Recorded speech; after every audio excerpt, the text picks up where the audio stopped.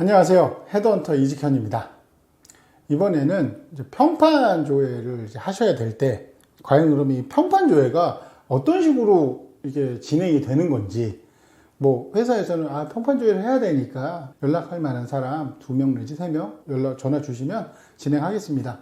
그러면 별거 아닌 것처럼 일단 내가 실질적으로 그 평판 조회가 어떻게 이루어지는지 그 과정에 대해서 잘 모르고 있으면, 사람이 원래 그런 게 있지 않습니까? 내가 어떤 과정을 잘 모르면 쓸데없이 좀 고민이 생기고 좀 더 많은 걱정을 하게 될 수도 있기 때문에, 어떤 기업에서 지원자에 대해서 평판 조회를 한다고 했을 때 이게 이제 어떤 식으로 과정이 프로세스가 흘러가는지 이제 그 이야기를 한번 해보겠습니다.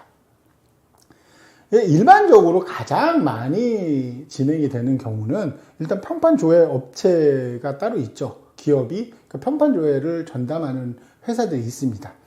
서치펌에서 가장 많이들 하죠. 일반 헤드헌터들이 그 평판 조회를 하는 경우가 있고, 아예 이렇게 팀이나 조직을 따로 만들어서 평판 조회만 하는 경우도 있기는 합니다.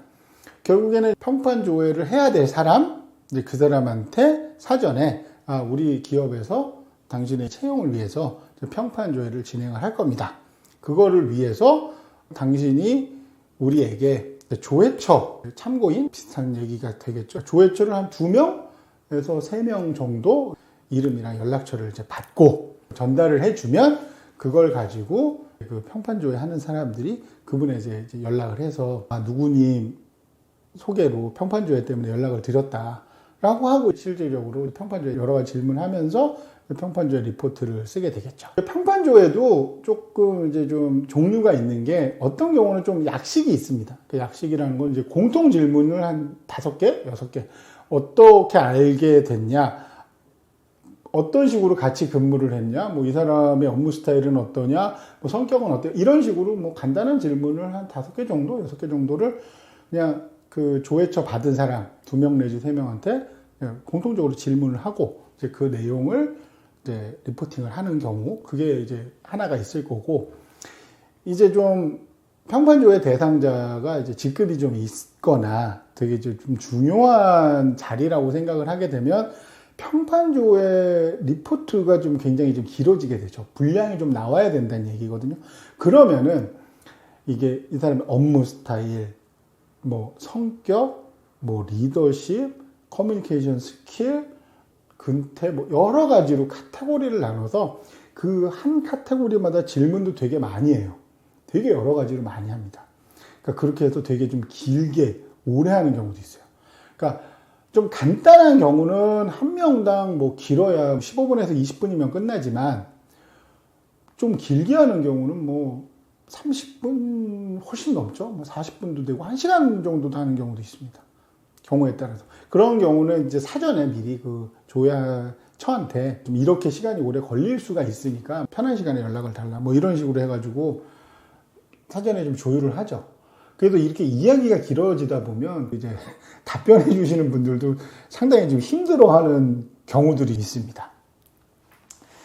그래서 이 조회처를 만약에 2명은 조금 적은 편이고요. 기본적으로 한 3명 정도는 합니다. 그러니까 약식이나 정식이나 2개 어떠한 형태를 하더라도 조회처를 한 3명 정도 받는 게 가장 좀 일반적이라고 보시면 돼요. 그러니까 최소한 이제 레퍼런스 체크를 부탁을 할 만한 사람을 최소한 3명 정도는 만들어 놓으셔야 된다. 뭐 3명 중에 2명만 줘도 되면 상관은 없지만, 아마 1명은 좀 부족하실 거고, 당연히 한 2-3명 정도는 만들어 놓으셔야 레퍼런스 체크를 할 때 있어서 조금 이제 좀 수월하게 진행을 하실 수가 있겠죠. 그래서 3명 정도라고 하면 아마 그 평판 조회하는 기업 입장에서는 그 사람의 상사, 같은 동일 레벨, 아니면 팀원, 요렇게 좀 나눠서 맡기를 원할 거예요. 근데 그거를 해주면은 본인이 조회처를 3명을 그런 식으로 나눠서 줄 수 있으면 그렇게 하시면 됩니다. 근데 이제 만약에 도저히 나는 그렇게 구분을 해서 주기가 힘들다? 그러면 그거는 솔직히 어쩔 수 없는 부분이죠. 그거를 무조건 맞춰야 되니까 그렇게 해야 된다라고 만약에 그 회사에서 아니면 평판조회 업체에서 그렇게 강요를 한다? 그러면은 아마 그렇게 생각하시면 될 겁니다. 우리 회사는 이 정도는 통과를 해야 된다. 그러니까 당신도 그걸 맞춰라. 뭐 이런 느낌을 주는 경우도 있을 것이고, 평판조회 회사에서도 당연히 이제 리포팅을 해가지고 이제 기업에다 줘야 되잖아요. 이제 그러다 보니까 그 기업에서 이제 그걸 원하니까 평판조회 업체에서도 이제 그걸 맞추려고 하는 거예요. 그러니까 결론은 내가 지원한 회사가 이제 그거를 원하면 어떤 의미에서는 뭐 안타깝지만 안타깝지는 않죠. 안타까운 얘기는 아니니까 맞춰주시는 게 불가능한 일은 아니잖아요. 회사 생활을 거의 뭐 10년이도 하면 옛날 상사분하고 친한 분도 있고 나랑 비슷한 동기랑도 친한 사람이 있고 내 밑에 후배랑도 친한 사람은 한 명 정도씩 있기 때문에 그런 식으로 이제 만들어 놓으시면 이제 평판 조회를 할 때 좀 도움이 많이 되실 겁니다. 그래도 이제 최근에 같은 경우는 이렇게 사람이 전화를 하는 경우도 있지만 그 많이들 쓰시는 AI 기반의 평판 조회 하는 데가 있죠. 거기 같은 경우는 이제 아예 딱 인사팀, 재직 회사, 현재 다니고 있는 회사에 뭐 누구 이렇게 딱 그런 게 되게 정해져 있고 질문하는 항목에 대한 답변, 지금은 모르겠는데 예전에는 그게 글자 수 제한까지 있었다고 저는 들었거든요. 이제 그러다 보니까 부탁을 하는 입장에서 굉장히 좀 부담스러워지는 거죠. 부탁을 받는 사람도 부담스럽고 이제 하는 사람도 좀 부담스러워서 조금 불편하다는 의견이 있기는 했습니다. 그런데 아마 앞으로는 이런 게 줄어들지는 않을 것 같아요. 제 생각에는. 어차피 챗 GPT가 됐건 AI가 됐건 이런 쪽은 계속 이제 데이터가 쌓이면 발전을 하니까 이제 그 사람들이 좀 불편해하는 지점을 좀 개선해 나가면서 계속 아마 이런 식으로 진행이 되지 않을까.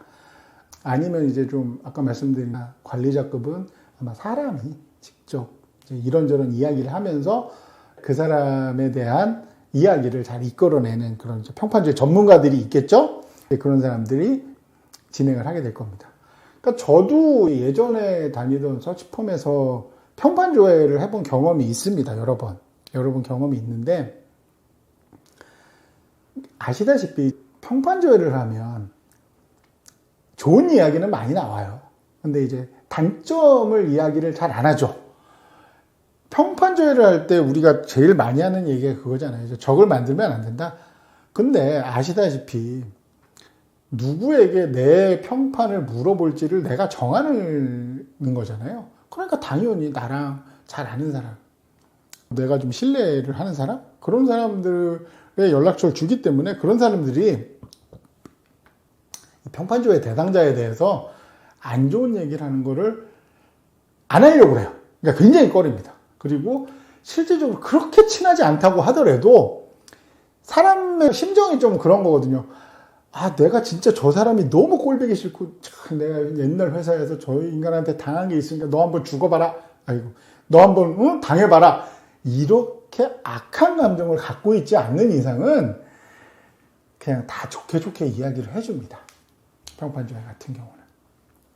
그래서 제가 이제 그 평판조회를 할 때는 이제 단점을 분명히 리포트에 쓰기는 해야 돼요. 이 사람에 대한 장점만 써서는 리포트가 신뢰도가 안 가고 저쪽에서도 싫어하기 때문에 뭔가 단점을 써야 돼요. 그러면 이제 그 단점 같은 거를 어떤 식으로 써야 되느냐. 이제 저분 뭐 개선할 점이 있을까요? 혹시 이제 저분이 굉장히 좋은 분인 건 저도 아는데 혹시 뭐 이렇게 보셨을 때 조금만 뭐 요 점만 살짝 개선을 하면 되게 좋겠다. 뭐 요런 내용? 그러니까 그런 내용을 제 생각으로는 그냥 그런 거 있잖아요. 단점이기는 한데 회사 입장에서는 그닥 단점이라고 생각하지 않는 것들. 우리가 예전에 자기소개서나 뭐 이런 거 할 때 성격 장단점 같은 거 쓸 때 거기에 나오는 단점. 뭐 예를 들면 일에 너무 몰입을 하는 스타일이다. 그래서 한 가지 일을 할 때 그거에 너무 몰입해서 다른 업무를 약간 소홀히 하는 경향이 있다. 뭐 이 정도? 아니면 업무를 하느라고 본인의 건강이나 이제 다른 관리를 조금 소홀히 하는 경우가 있다. 뭐 이런 거죠. 일을 하다가 일이 마무리가 안 되면 뭐 계속 야근을 하고 뭐 이런 거.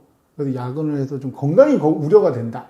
이런 단점들을 조금 미리 그 이제 조회하는 사람하고 이야기를 해서 좀 답변을 준비시키는 것도 평판조회를 잘 넘어갈 수 있는 방법이지 않을까 생각을 합니다.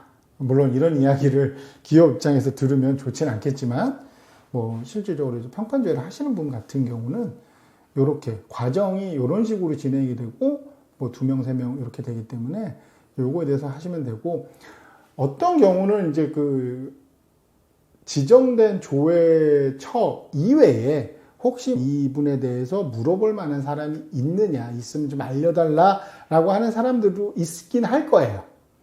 그게 왜냐하면 이제 어떤 게 불법이냐 아니냐를 제가 이제 뭐 판단을 정확히 못하겠지만 보면은 이제 이 평판 조회를 하는 대상자가 지정해 준 사람은 방금 말씀드린 것처럼 이 사람에 대해서 좋은 얘기만 해주거든요.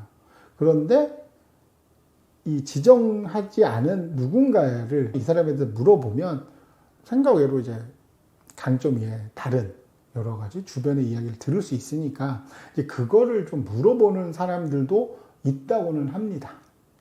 그러니까 그거를 이제 제 생각에는 막으시든가 그냥 없습니다라고 해서 그냥 막으시든가 아니면은 그냥 한 명을 미리 섭외를 해서 나중에 알려주는 방법도 방법이라면 방법일 수 있겠죠. 그러니까 평판조회는 준비를 아예 안 하시면 안 됩니다. 준비를 하셔야 돼요. 어찌됐건. 내 평판을 어떤 식으로 이제 기업체한테 알려줘야 될지를 고민하고 어느 정도 전략도 필요하고 이제 그렇게 접근을 하시는 게 저는 중요하다고 생각을 합니다. 제 이야기가 도움이 되셨다면 구독과 좋아요 부탁드리겠습니다.